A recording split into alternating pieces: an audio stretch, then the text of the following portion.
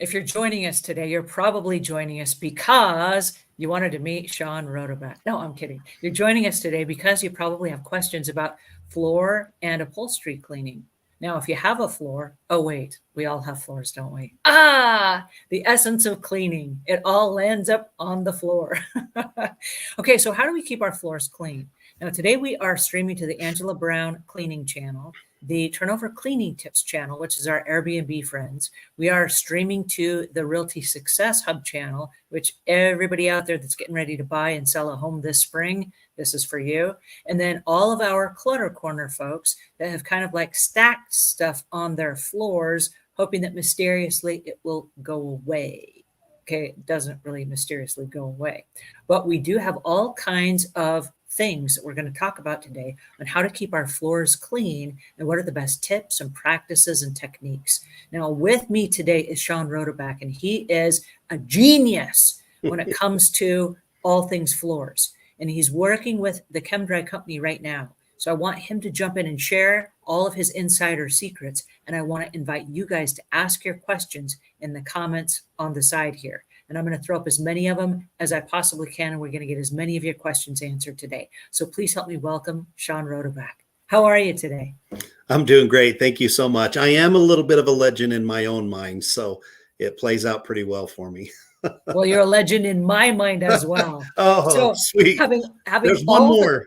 There's one more, yes. So there are lots and lots of questions we have about flooring. I don't even know where to start. So I'm going to let you start and tell us a little bit about the importance of floor cleaning, and then we'll get into specifics on those. Absolutely. Well, look, I've been in the industry for literally 42 years. I started when I was 15 years old, and I was a technician cleaning carpets. And so I've seen a lot of it out there. And then here at corporate at Chem-Dry for almost 28 years. So I mean, the importance of cleaning carpet. Look, it's one of the most expensive pieces of your home, right? On the inside of your home. And so you want to take that investment and you want it to last as long as it can. But not only that, it's also important not to just get the longevity out of it, but you want it to look good while it lasts long as well.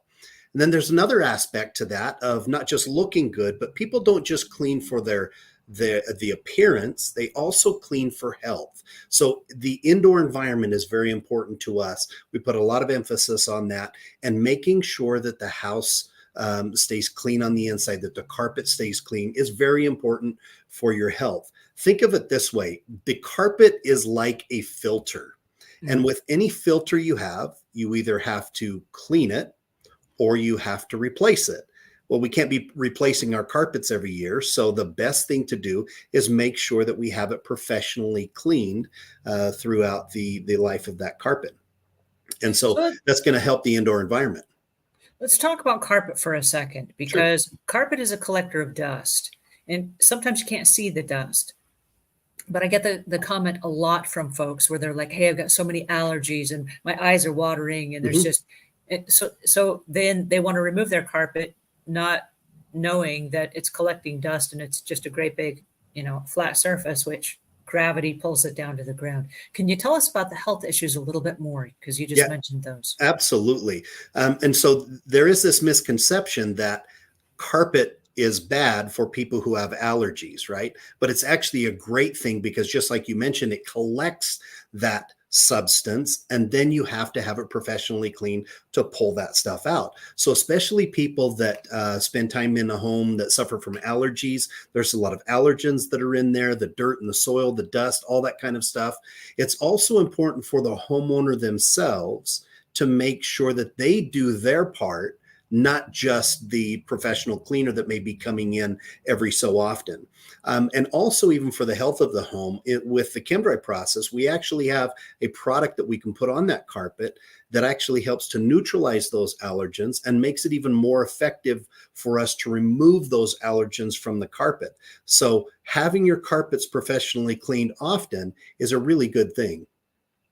And actually, a carpet is the better flooring surface than a hard surface is, because the dust will fall down to the floor. You walk through that room, that airflow kicks the dust and the debris and the allergens back up into the air. And that's when it gets into our breathing zone and creates problems for us. And that's if we don't have carpet. That's if we don't have carpet. So carpet is great because it traps it and holds it. So a minute ago, you mentioned that homeowners have a responsibility for maintaining their floors between professional cleanings. Tell us about that. One of the best things that a homeowner could do is periodic vacuum cleaning. So most carpet manufacturers and the CRI, the Carpet and Rug Institute, they recommend that carpets be vacuumed at least a minimum of once a week.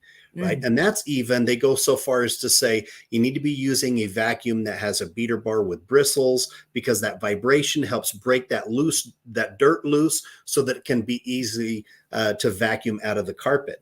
And then also, when you vacuum at least once a week, make sure that you're replacing the bag when it's no more than a half to 2/3 full, because that means it's going to run it at its optimum performance. Once that bag gets too full, then now your airflow is cut down considerably. So vacuuming once a week is extremely important for the consumer. Now, that also depends on how much traffic you have, right? Mm-hmm. So in some commercial accounts, you may be vacuuming every single day because you have a lot of high traffic coming through that facility.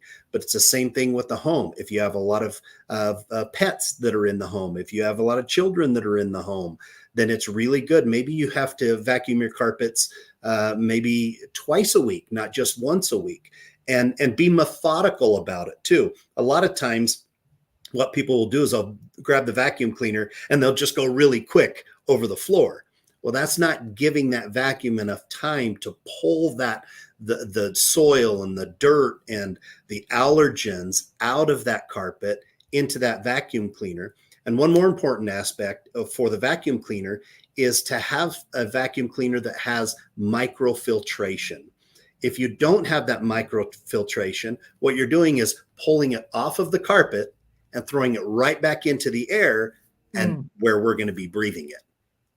I've noticed that some of the less expensive vacuums on the market have a little wind pocket in the back where you vacuum and it just blows stuff right out the back.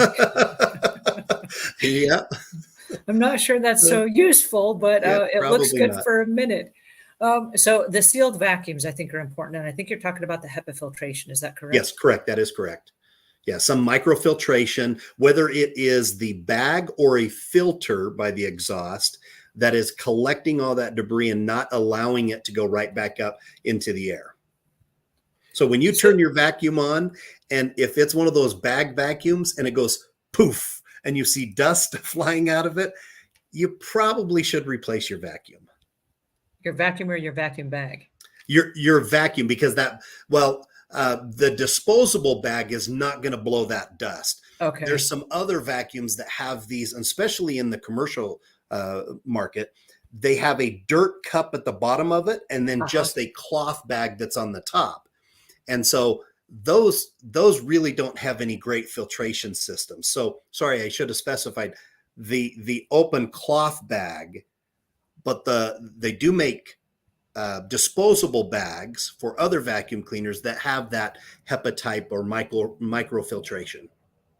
Now, you mentioned when your bag is half full, replace it. Is that also true for a canister vacuum where you just empty it out at the end? And I did like this, and most of them don't do like this. Most of them, you punch the little button and it comes out the bottom. But you would also empty those when they're half full? Yeah, absolutely. Because that air is escaping somewhere through that vacuum process. And so you just have that continual airflow of all that debris that's in that canister. And so it's important to empty that out periodically as well. Is there a reason that we should vacuum twice a week if we have high traffic versus only once a week if we don't have high traffic? Well, yeah, if you have high traffic, especially a lot of cats and dogs with the dander and different things that can, come off of the animals, you've got a lot of material that's being dropped on that carpet over a, 7-day time frame. And so if the more you have entering the home, the more often you need to vacuum your carpet. So it's kind of a guessing game to determine how much traffic do I have, what type of traffic do I have, to determine whether you need to vacuum once a week or twice a week, or sometimes 3 and 4 times a week. So don't just wait until you visibly see stuff on the ground. In most cases, and not just vacuuming, but also professional cleaning, the biggest challenge is consumers typically wait too long to vacuum the carpet, right? Then what happens is all that soil gets built up and it's causing damage to the fiber. It's also causing damage to us or anybody that suffers from allergies because that gets kicked up into the air. It's estimated that about 70+% of the soil that's in carpet is insoluble soil. What that means is soil that you can't break down, soil that you can't change from a solid to a liquid. And that is easier to get out before you get the carpet wet. So vacuuming first, and that's one of the things that we do in the Chem-Dry brand, is we always, whether the customers pre-vacuum the carpet or not, we always pre-vacuum the carpet to try to remove as much of those insoluble soils, because they're easier to get out dry than wet. All right, we have a question from a viewer, and I think we're moving into some shampooing questions. Okay. So I love this. Sylvia says, and hi, Sylvia, how you doing? Good to see you. She says, I was told to use only hot water to shampoo my carpets. I used to have carpets done professionally, and I'm still pulling suds out of carpets. Only 2 people in the home, no pets. What advice do you have for Sylvia? So one of the biggest challenges for a consumer, if they're trying to do it themselves, is identifying what types of products to use. In the industry, even the professional carpet cleaners, if I were just to say your standard steam cleaners or hot water extraction companies, most of them are using a soap, detergent, or surfactant to help clean the carpet. And they're great cleaning products, right? But what happens is if you don't extract and remove that all out of the carpet, you're going to leave a dirt attracting residue in the carpet. And that's just going to resoil that carpet really, really fast. Now, the great thing about Chem-Dry is we don't use soaps, detergents, or surfactants in our cleaning solution. We use crystal clear CO2 carbonation as our dirt releasing agent. So when we clean a carpet, it stays cleaner longer because we're not leaving those soaps or surfactants behind that will attract soil. So for a consumer, if they're trying to do it themselves, it's really hard to find a product out there that doesn't contain some type of surfactant that could leave a dirt attracting residue on the carpet. All right, so carbonation to clean your carpet. Is that why mineral spirits that's carbonated picks up stains and stuff like that because of the activated CO2? Yeah, the mineral water, right? The carbonation, the bubbles literally help, and they're active. They help to explode the soil off of the fiber, and then it makes it easier to remove that. Matter of fact, that's how Chem-Dry started. This was way back in the day. The founder of Chem-Dry was on a plane, got something on a shirt, and they used club soda on the shirt to try to get that spot out. And so he's like, hey, I should develop a product, coming from carbonation and use that as my cleaner or my dirt releasing agent. And we're still using carbonation today to clean carpets. What an ingenious idea. Okay, so if a customer was going to have you come to their house, what do they have to do to prepare their carpets before you come do the process where you use your HEPA filtration system and you do the dry vacuuming and then you do the carbonation or the club soda approach? Yeah, well, so when we get there, it'd be great to have any debris removed from the carpet, anything that you could move yourself. Let me give you an example.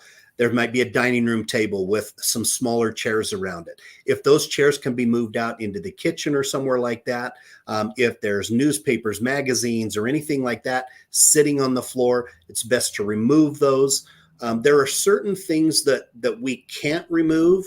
An example would be entertainment centers, pianos, bookshelves, TV stands, those types of things. Some of the smaller items we can move, say a coffee table or maybe an end table.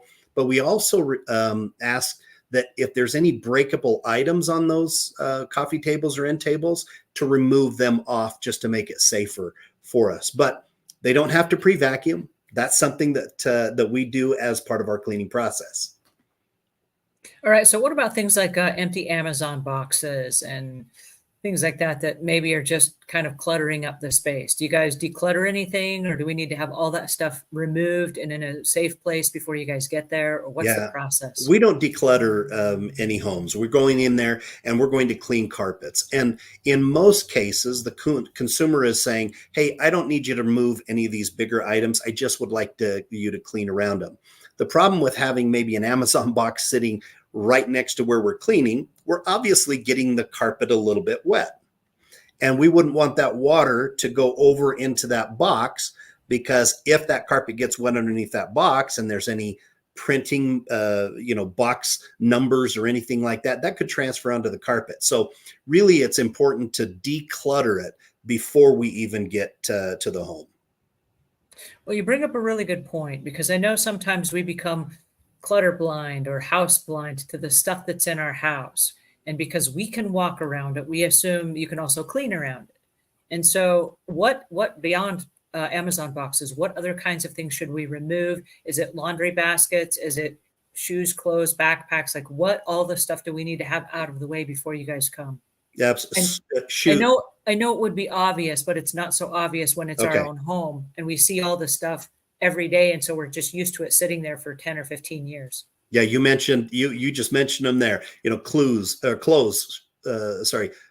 shoes, baskets, any bottles, any packages, anything like that. It's best to remove that, pick that up off the carpet. Things like a couch or maybe a love seat, a chair, recliner. We can work with that, whether it's going around it or we can even move it. The other thing that we do is we make sure that we're not going to cause any other damage to the carpet. So what we would do is we would take either styrofoam blocks or plastic tabs, and if we're putting a couch back on a wet carpet, we'll put those plastic tabs under there. Or if it's a recliner that has one of those flat bases to it that sits completely flat on the floor, we'll put some of those styrofoam blocks underneath those to allow air to get underneath there so it can dry out. But the clutter would be things like you had mentioned, the boxes, the cans, any bottles, clothes, those types of things. Have that removed from the room to create an open area for us to be able to work in. We're bringing in decent sized pieces of equipment into the home. We're going to have hoses that are running from maybe the front door or a piece of equipment at the front door through the home. And so just kind of think through that. Where's that hose going to be going through there? And I don't want to be Upstairs and in hallways and stuff like that. exactly. And Clean so all that stuff. we'll use corner guards and everything to protect the home, but it is helpful when that homeowner can really protect their items that are inside the home, even lamps that might be sitting on the floor. If we're not going to be cleaning under them, if they can be tucked all the way back, or sometimes we'll even take a couch and scoot it all the way back to the wall just so we can get closer to that main traffic area that's right in front of that couch to get that cleaned up. So we have several questions coming in, but I want to Mhm. ask a question before we get to those questions. And I want to say hi to all you guys that are asking questions. Thank you so much. This is exciting, and I'm super glad for everybody that is joining us today on the watch live, and then also our replay when this is over. But one of my questions is, when we're talking about moving stuff aside, and you mentioned the Amazon boxes, how water can seep in. I know a lot of do-it-yourselfers will use a product from the grocery store where they rent a machine, and then, not knowing the process, they'll get too close to the baseboard sometimes. And some of the modern baseboards that we've noticed while we're cleaning, and I say cleaning, house cleaning, have become warped because the homeowner did not realize that it's not real wood. It's like a pressed wood, or almost like a cardboard Yep. baseboard. And so then they use those machines, the do-it-yourself machines, and it warps those baseboards, and then they've got to completely be replaced because they look awful. And if you don't, especially those of you that are buying and selling homes this year, pay attention to the fact that some of those are not water leaks. It's simply that somebody doing it yourself with the carpet cleaning, trying to take the cheap route, ruined all the baseboards, and then it would have been cheaper in the end to hire the professional that knows what they're doing and can manage that so that you don't have to replace all those in your homes. Yeah, you're exactly right. And those machines that you rent from the supermarkets and stuff like that, they just don't have a large enough vacuum to extract that moisture. So you're putting a lot of product down, and especially that's where sometimes the animal goes, right? They'll go right next to that baseboard. So it may not just be the cleaning fault. It may just be that there's so much urine that's gotten onto the carpet in that area. It swells that particle board, the MDF, whatever you want to call it. It swells it up. Once it swells up, it does not shrink back to its original shape. So you do really need to be careful anytime you're cleaning a carpet to not use too much moisture that can get under there. And it doesn't, you don't have to be spraying the moisture under there. That carpet is like a sponge. So even if you're a short distance away from the wall, water can still get there because it's going to travel and absorb that wet area is going to travel into the dry area, get underneath that baseboard, and you could end up with some problems like that. Thank you for explaining that, because I think it's really tempting sometimes to take what we think is the cheap route. And I say the cheap route, meaning, you're going to spend $30. So you go rent the machine and then you're like, whoa, it's another $30 for the cleaner. Whoa, didn't see that coming. Oh, the attachments are another $15. Yeah. By the time you rent all the stuff and you get home, you could have easily have hired a professional. And not to mention all the sweat and the aching muscles after you're done in trying to take care of all of that is quite a pain. Yeah. All right. So we have a couple of questions that have come in, and I'm super excited for some of these.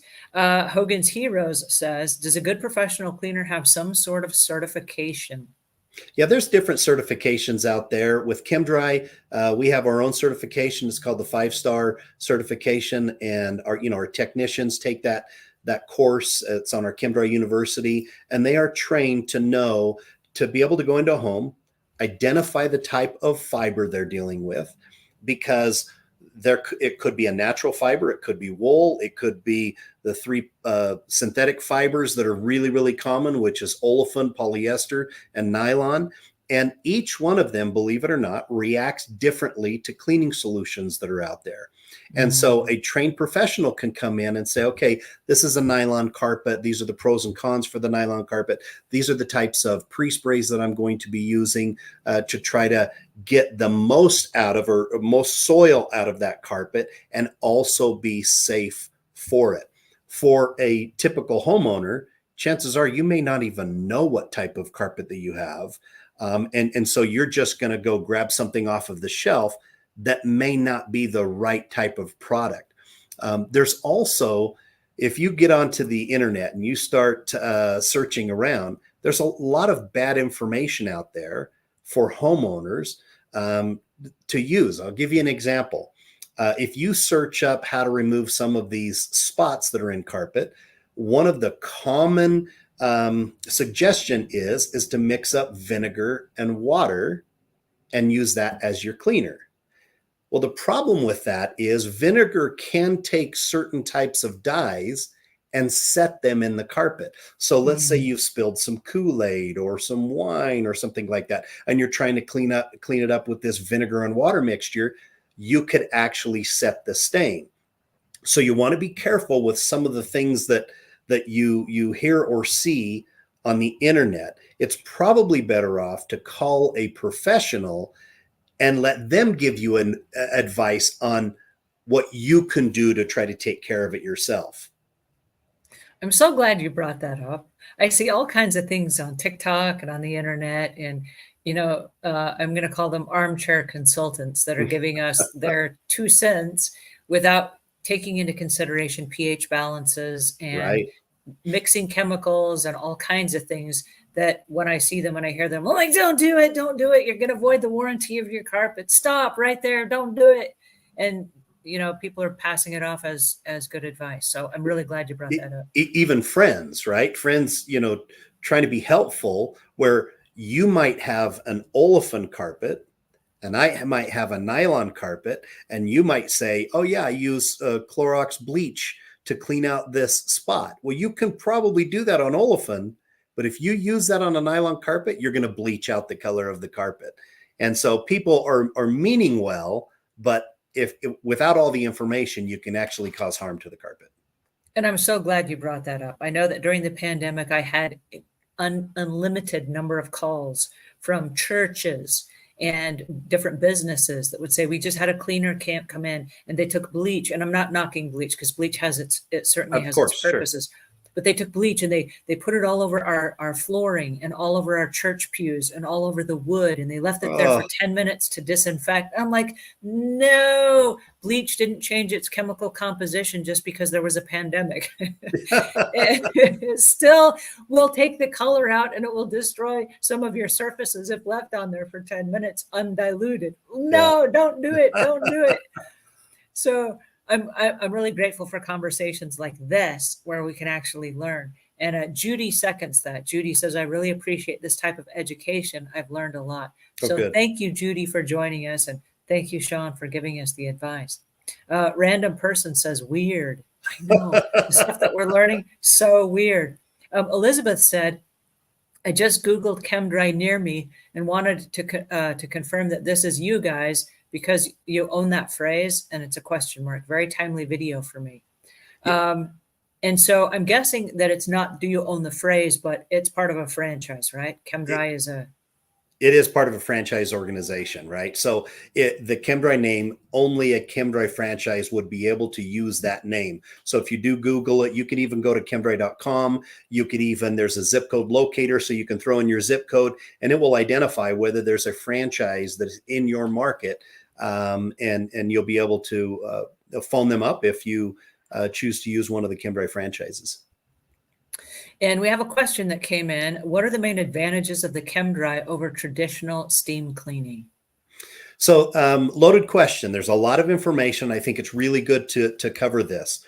So your traditional steam cleaning, or nobody really cleans with steam, the proper term is actually hot water extraction. And so that is a process that is recommended and almost required by all carpet manufacturers. So in order for you to maintain your warranty on your carpet, you have to have it cleaned, professionally cleaned, once every 12 to 18 months.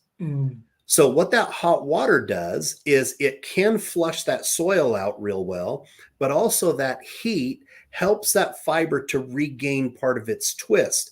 So it helps the longevity of the carpet to look better because those fibers don't lose as much of their twist.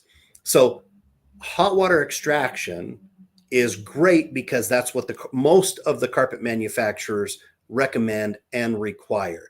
I think the differences between Chem-Dry and steam cleaning or hot water extraction is we're a very low moisture system, yet we're still in the category of hot water extraction, or we actually call it hot carbonating extraction, right? Because we're using carbonation in our cleaning solution. And so we use about a tenth of the moisture that most steam cleaners use. Also, pressure is important.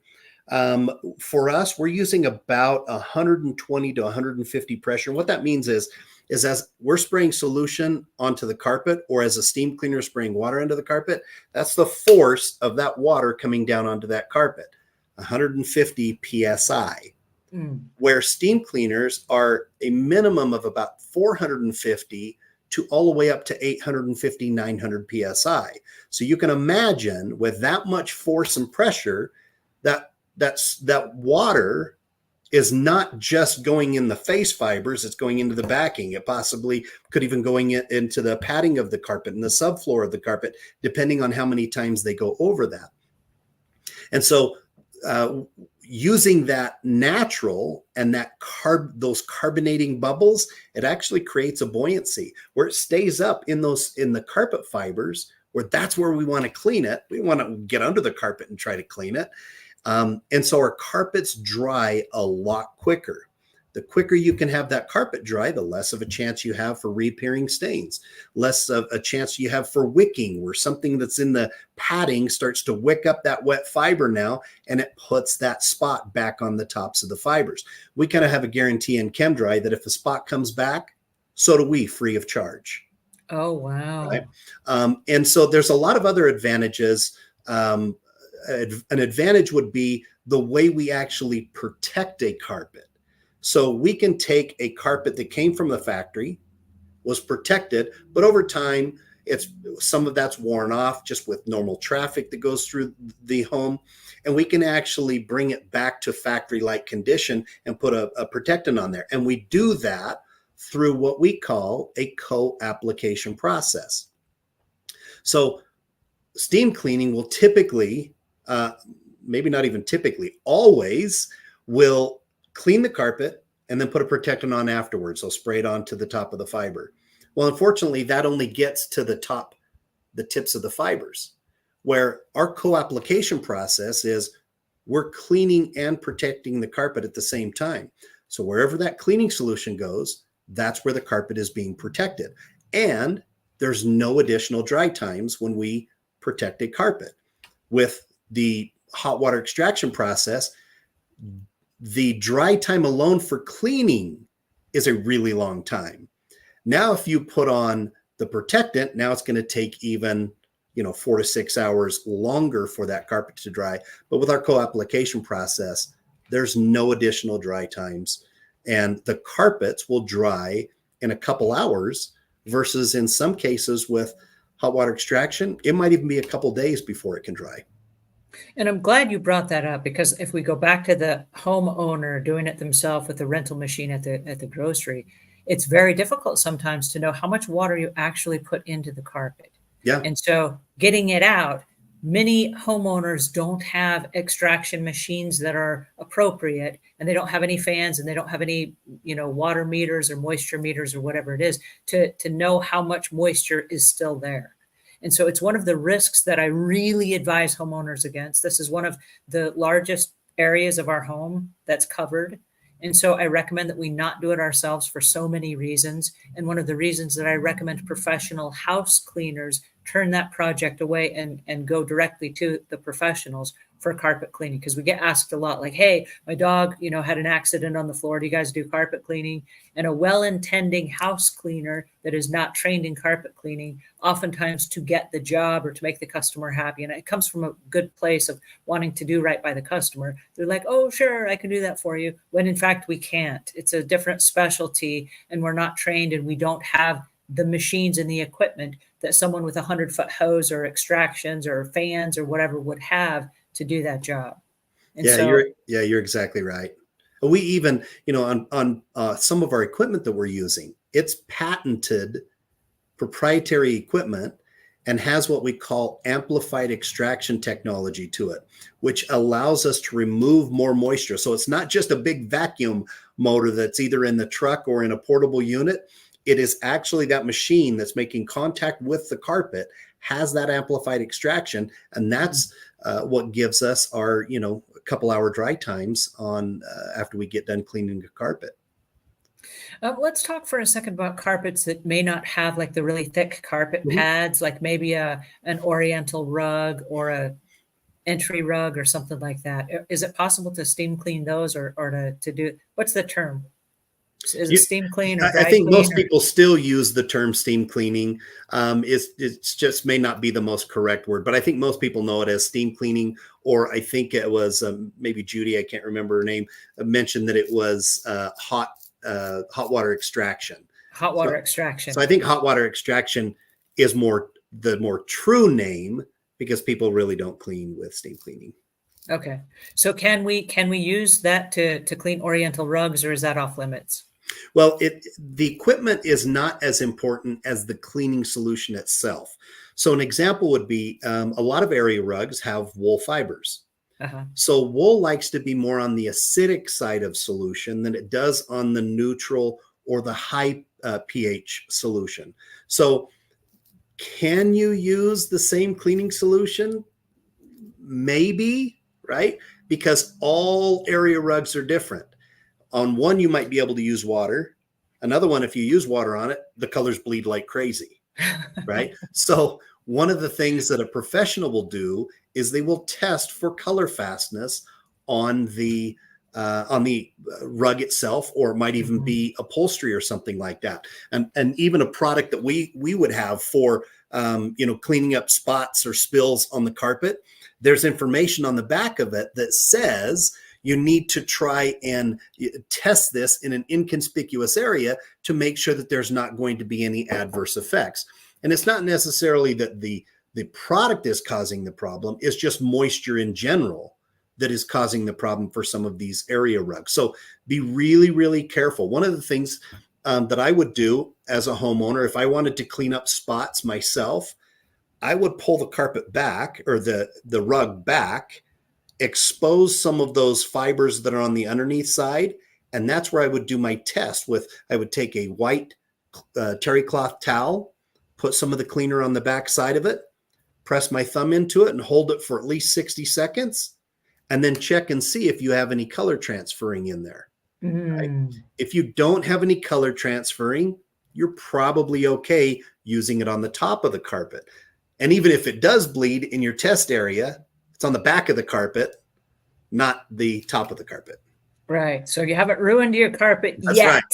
And then an example would be if you're doing the same thing with upholstery is take that seat cushion off and right back by the zipper area, that's where you can test the fabric there to see if it's color fast.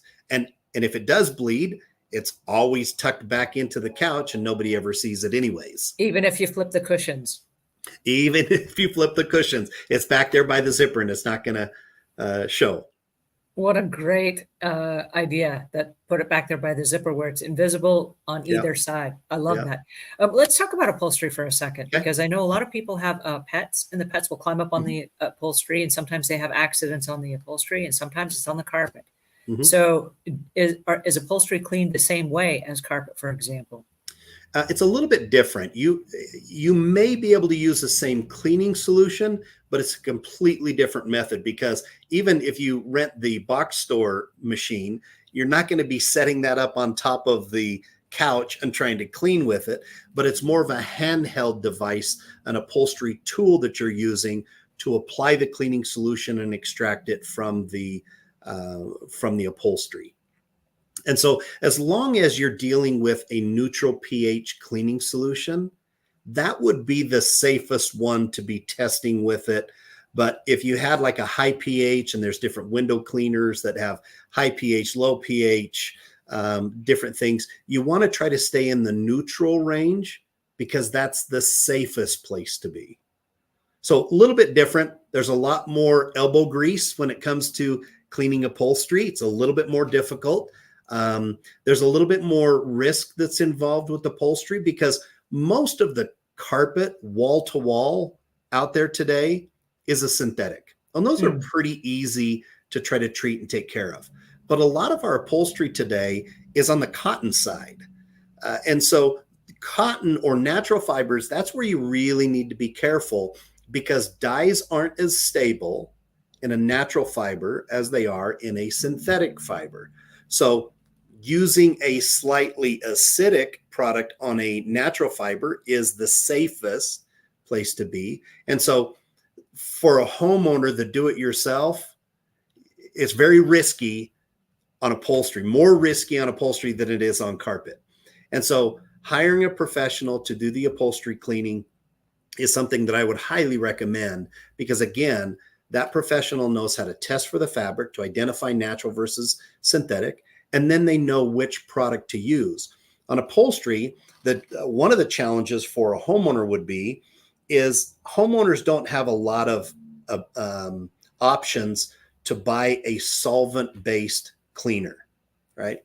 With upholstery, on the armrests, on the headrests, that's where a lot of skin contact is. So you're getting a lot of oils that get on the fabric. Well, there's a term that like dissolves like.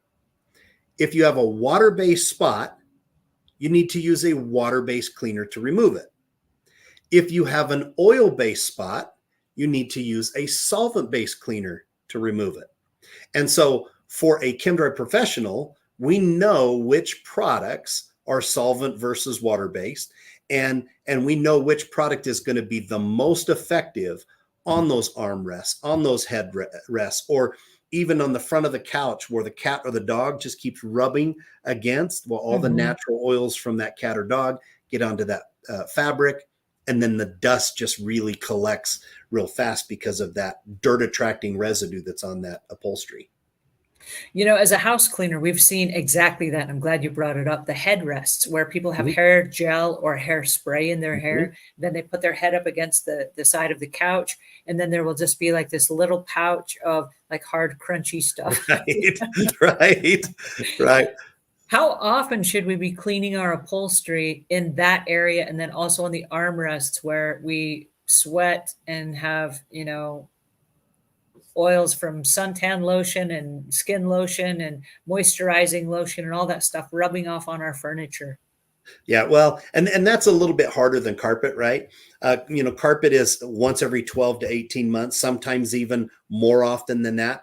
Upholstery, you can probably go a little bit longer, right? Because upholstery still doesn't take the abuse that carpet does when we're walking on the carpet. But I think a rule of thumb is probably every 2 to 3 years would be good to, kind of have your upholstery cleaned. Okay. We have a specific question here, and this is from no, this is Linda who says, when I think of how we used vinegar and food coloring to dye Easter eggs as children, I can see how vinegar would set stains. Yes, Bingo. Linda, that's what what we're talking about. And Bingo. And Otto says, how often should carpets be cleaned with 2 people, no pets, and very little dust? I also ask people to remove their shoes and provide socks if necessary. Thank you. So Anne, before he answers this, Anne, I want to say that I want to come to your house because it sounds like your house is really clean. yeah. Even with that, I still have to go back to the carpet manufacturers. They don't make any, it doesn't matter whether it's really heavily soiled or you can't even see soil at all. They're simply saying that a carpet has to be cleaned once every 12 to 18 months. So I still think you're in that same range, even though it just might be, 2 people in the home, no kids, no pets or anything like that. You'd actually be very, very surprised to see how much soil does get in the air and drops down into the carpet, even with just 2 people. Because as you're walking around, you're shedding tons of skin, of hair, and that ends up in the carpet, and professionally cleaning helps to remove that. And I'm so glad you brought that up because every time we open our door to go outside or our garage door, there's airborne, whatever is in the air coming into our homes. And right now, I live in North Carolina. And so right now, at this particular time of the year, we have this thing called pollen. And so if you happen to open your windows and doors and you're just getting some fresh air, my goodness, that stuff is coming right in. And if you're not careful and if you don't monitor it really, really carefully, you can have a thin layer of just yellow dust all over your televisions and your remote controls and your PlayStations and your computers and your piano keyboards and your bookshelves and all that stuff. So we literally warn our customers, if you live in this region, do close your windows. And when you're going outside, go outside. Don't be leaving the doors open for hours at a time because it's just nice, fresh air. Because there's a price to pay, and that stuff settles in your carpet and your upholstery and your drapes and all this stuff, and it's kind of sticky. And so it's not a happy time of year at all for removing that stuff from your home. And so I'm not trying to scare you guys, but yet I am, yet I am. Yeah. Yeah. You brought up a little bit ago of, pet accidents and stuff like that. The majority of households today have some type of a pet in them. If you've got pets, I'm pretty sure you've got some pet urine that's in the carpet. One of the best things for, to help prevent this from creating more problems is when you notice it, try to blot it out. Okay, so that's using paper towels. And I recommend paper towels that don't have any coloring on it, because who knows if that coloring is going to transfer onto the carpet. Or using a white terry cloth towel, not a black one or a blue one or a red one, because that color could transfer into your carpet and stain the carpet. So we would recommend, if you have a wet dry vacuum, That would be phenomenal, where you could put some warm water on there, extract it out of the carpet, and that does a really, really good job. Or blotting it out with that paper towel or a white terry cloth towel. One of the biggest challenges that you have with pet urine is the odor, right? Mhm. And if you leave that urine in there, not only do you have odor, but you've got bacteria there as well. Well, Chem-Dry has a PERT process. PERT stands for Pet Urine Removal Treatment. Mm. And that with that PERT process, we can guarantee odor removal. Wow. Okay. There have been homes that we've gone into where there are literally, this might gross you out, 75 spots upstairs, 65 spots downstairs. And even a situation like that, we can guarantee odor removal. I want to stop right there. As we're recording this right now, we are sneaking up on Mother's Day. For those of you that have elder mothers who have elder dogs and cats, sometimes as the elder animals advance in age, they have more accidents than is common. And I want to encourage you, if you haven't already, to consider, and this is not sponsored or anything, I'm just saying it's a great Mother's Day gift to get the mother's carpets professionally cleaned, because it is embarrassing for adults who are not able to do the frequent cleaning and blotting and all the things that we're talking about. It's embarrassing for them to have people come over to their homes and their homes smell like animal odor. And then they're embarrassed to have people over. And that's the time when they need help the most, when the elder parents are seniors and their pets are seniors. And so I want us to be very sensitive to the fact that this is a great Mother's Day gift, and maybe an ongoing treatment program where we can help that pet age through its final days without just an embarrassing situation for both the pet and its owner. Yeah, that's great. So I got a quick question for you then. When it comes to removing odors from your house, you said 75 spots upstairs and 65 downstairs, or vice versa. If you are a pet owner and you have lots of different recurring spots and you are physically able to get down on the floor and to blot them up and things like that, how often would you say you still need professional cleaning from a carpet cleaner? I'm guessing it's more than just every 12 to 18 months. Yeah, so I would recommend that you might be at the 6 to 9 month cleaning range, right? And again, that depends on how often your animal is going to the bathroom on the carpet. You know, whether it's a puppy and you're trying to train the puppy, those types of things. It's important to not leave that in there. Now, if you're able to rinse it out with water and you have a wet dry vacuum, you could probably wait the 12 months to then have it turned around and treated to get rid of all of the odor from that spot. Are there certain areas of a home that need more cleaning than others? Yeah, absolutely. I would say the high traffic areas. So that would be a hallway. One of the reasons why it's high traffic is it's a narrow 3 foot wide, roughly, hallway, and you're walking right down the middle of that carpet. Stairs take a beating. So maybe having those cleaned more often.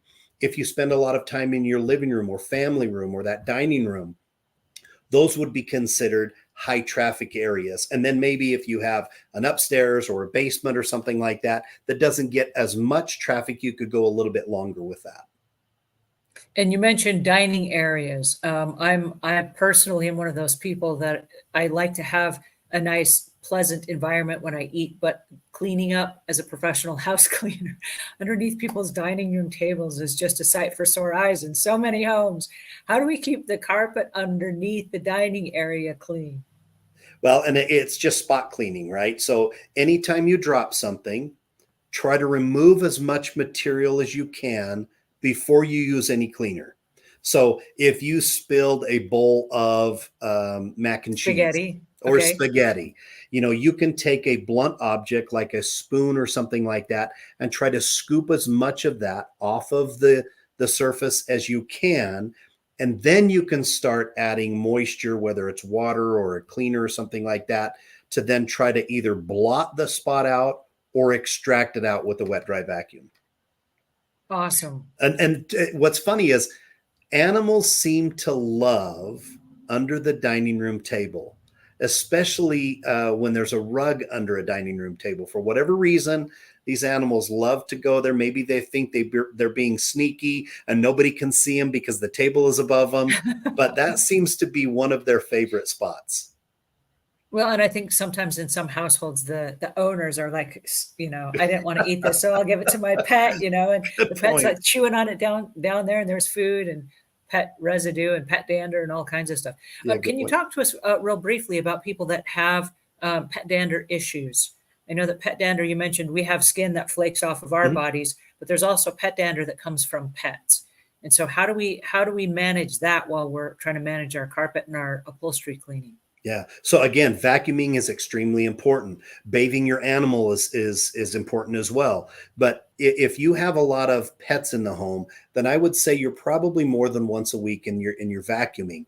And it's not only that. We live with dust mites, and Mhm. there's two protein allergens that these dust mites leave behind, called the DERP1 and the DERF1. These are known triggers for people who have asthma. So it's not just the dander, but there's a lot of other things that need to be removed from the carpet as quickly as possible. So that periodic vacuuming, whether it's 3 times a week, whether it's once a week, making sure that you're vacuuming well and slow, right?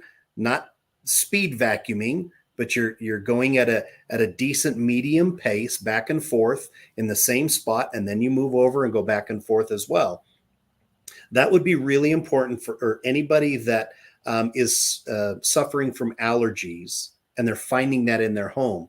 Quite often you can go over to your couch, if it's a cloth couch, and you slap that pillow. And what do you see after you slap that pillow? Yeah, you see this billow of dust coming up. Well, that's all of the protein allergens, the skin cells, the all this stuff we're talking about is sitting in that bloom of dust now that just got out into the air. So even periodically vacuuming your furniture is really important, and that may even be on a bi-monthly or every 3 months or something like that. It's easy to see the dust settle on the coffee table, right? You see it and you dust it off. Well, that same amount of dust landed on your couch.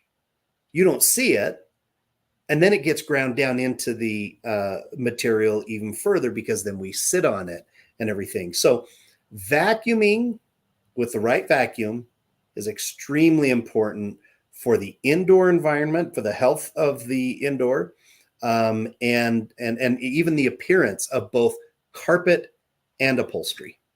I just love you. Thank you for all of these wonderful tips and advice. But you just triggered another question for Okay. me.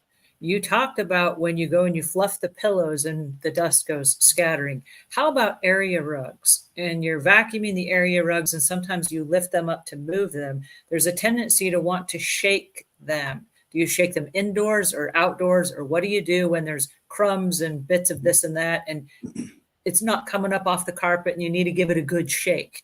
Where and how do you do that? I would definitely take it outside, right? Because you don't want to throw that back into the air inside your home. If some people will have clotheslines or something like that. If you can hang it over and then beat that area rug with a stick, that does a great job in really getting all of that debris out. If you wanted to keep it in the home, one of the things that you could do is you could take the area rug, vacuum the top of it, flip it over, vacuum the back of it, and then before you flip it right over, make sure if there's any debris that fell down on that hard surface, whether it was tile, wood floor, or something like that, sweep that off first, lay the rug back down so it's face up, and then vacuum the front again. So you're really vacuuming that area rug 3 times to really get as much of that debris out as you can. You, And you I'm can't do that with a wall-to-wall carpet, but with an area rug, it sure is helpful. Yeah, and I'm glad you brought that up because some high-rise apartments, there's nowhere to go out to shake the rugs. But if you have a house, for example, and you can go out, what we found has been very helpful as well. Instead of beating it with a stick, like if you're at a customer's home, don't be beating it with a stick if you don't have one. But you can kick it with your foot, like go out and Mhm. hold it like on the front steps and kick it with your foot, and you will see all this stuff, go out into the universe. Yeah. And it's not inside the customer's house. But I love, love, love the fact about vacuuming flipping it over, vacuuming the floor underneath it, and then vacuuming again on top so that you're getting it from all angles and getting as much of that stuff out of the carpet as possible. Right. Because those area rugs pick up a lot when people walk in, even if they take off their shoes, because a lot of people will step inside the house and that's where they take off the shoes, but they just brought in whatever was outside on the bottoms and the treads of their shoes inside. And also, when our pets run outside, our pets have little things on their furry paws, and they bring them back inside as they're just hopping through the door and nobody's looking, and they wander back in and track stuff in. So I love that. That's great. All right. So what advice would you give to our listeners as we wrap up our conversation today on how to keep their carpets the cleanest, and then where to go to find you if they're looking specifically for Chem-Dry help? Yeah, absolutely. Well, again, we both play a role in this. The professional cleaner plays a role. The homeowner plays a role by making sure that you're vacuuming the carpet, cleaning up spills quickly. Certain spills and spots or stains might be better left for a professional. An example would be any ballpoint pens, permanent markers, those types of things that require a specialized product to try to remove them. If we're the first ones that get to try to remove that stain, our chances of removal are pretty darn high. As soon as a customer tries to remove it, it makes it a lot more difficult for us because they may have set that stain. And also think more of, this is not just cleaning for appearance. This really is cleaning for health, to try to maintain a good, healthy indoor environment.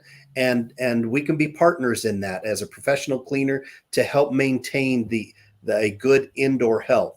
And if you wanted to reach out or find any of our Chem-Dry franchises in your area, you can go to chemdry.com and you can type in your zip code in the search locator, and you could find a franchise that's in your market or your area. You mentioned when, and this was earlier in the conversation, after you guys are done cleaning, you have some kind of a protectant that you put on the carpet. Mm-hmm. Is that something that if you were, like, let's say you're just moving into a house or you're selling a house and you're wanting to get it cleanest as possible and have the carpets last as long as possible, that you have them cleaned and then specifically request that there be some kind of a protectant put on there so that it prolongs the life of your carpet? Yeah, absolutely. Now, just me knowing what the protectant is and how it works, I would never clean my house without putting protectant on the carpet, right? I know it's a little bit of an additional cost, but it's definitely worth it. It does a couple different things. It actually helps your carpet from being permanently stained. So from like Kool-Aid, wines, different things like that, it helps do that, but it also helps your carpet to stay cleaner longer. And so protectant, in my opinion, is a very, very good option. And anybody that might be selling a home or rentals or something like that, we have a product called Fresh and Free.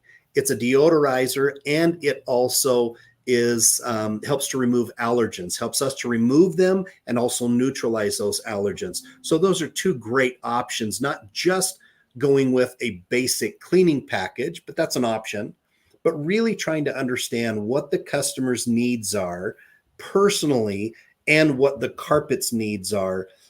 We ask a lot of questions to try to find that out and figure out what would be best for every single customer. So the protectant to the carpet is similar to sealing the grout on your tile, for example. Is that kind of the same? Very similar, yes. I mean, completely different, but the concept is very similar. Yeah. Mm-hmm. I love this. I love this. This is so great. Shawn, I'm so glad you joined us today. This was so helpful, and I learned so much, and I know our listeners and our viewers did as well. I have one last comment here. Flora says, OMG, there's a Chem-Dry right in the town where I live in. Yay. Flora, Marina, I want to say yes, yay to all the people that have Chem-Dries in their area, and yay to all of us to have Shawn Rodeback join us today here to give us all of this information. So thank you so much. I appreciate it. And thank you guys for tuning in. We will see you guys here same time, same place next week. And go to the notes below. We had a couple of questions we did not get to answer today. We're going to answer those after. And also all the information about Shawn is in the links below. I know, right? Awesome. Thanks. Thanks, you guys. This was fun.